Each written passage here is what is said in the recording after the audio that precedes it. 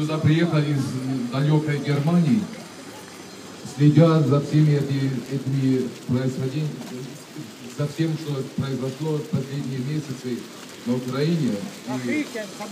События, да.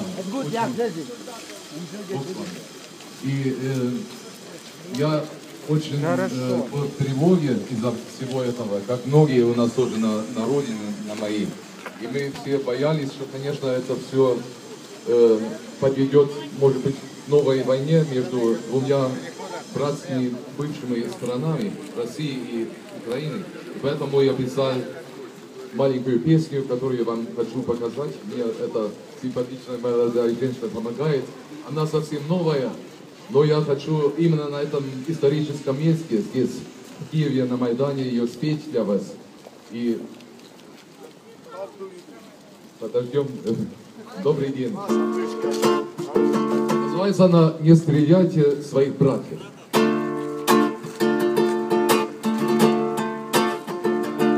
Не стреляйте в своих братьев, не бывать еще в войне. Не стреляйте Бога ради, черной не бывать весне. Не стреляйте в своих братьев, Украина ваша мать. Вы славянские народы, брат на брата не стрелять. Сколько было войн гражданских, материнских горьких слез, тысячи смертей ужасных на могилах алых роз. Мир уже стоит на грани, не ступи за эту грань. Поле брани на Майдане, брата убивать не стану. Не стреляйте своих братьев, не бывать еще в войне. Не стреляйте Бога ради, черной не бывать весне. Не стреляйте своих братьев, Украина ваша мать. Вы славянские народы, брат на брата не стрелять.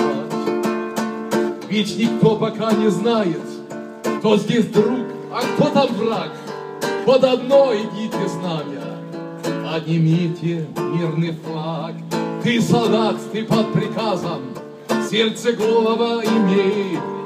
Можешь стать убийцей разом, удержи своих коней. Не стреляйте своих братьев, не бывать еще в войне. Не стреляйте Бога ради, черной не бывать весне. Не стреляйте своих братьев, Украина ваша мать. Вы славянские народы, брат на брата не стрелять. Украина, мать родная, береги своих детей. Ваша родина святая, сколько крови сыновей было пролито в 20-м на последней той войне. Неужели, как когда-то, вам погибнуть по весне? Не стреляйте своих братьев, не бывать еще в войне. Не стреляйте Бога ради, черной не бывать весне.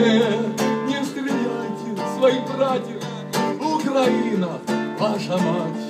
Вы славянские народы, брат на брата не стрелять. Брат на брата не стрелять. Брат на брата не стрелять. Спасибо большое, огромное. Но если вы не позволите мне еще одну песню, хоть, вы знаете, я переведу уже много лет.